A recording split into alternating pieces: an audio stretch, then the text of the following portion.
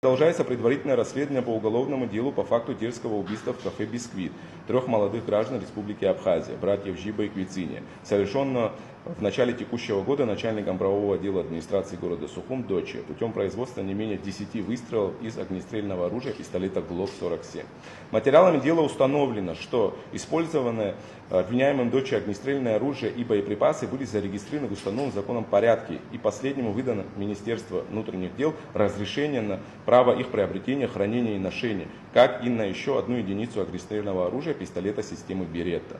Впоследствии в ходе обыска по месту проживания Дочи было обнаружено и изъято множество количества боеприпасов, патронов различного калибра. Учитывая увеличение фактов совершения умышленных преступлений против жизни и здоровья граждан с применением зарегистрированного в установленном порядке огнестрельного короткоствольного оружия, Генеральная прокуратура Абхазии считает необходимым установление запрета на ношение данного вида оружия, в связи с чем соответствующие предложения были направлены в Народное собрание парламента Республики Абхазия.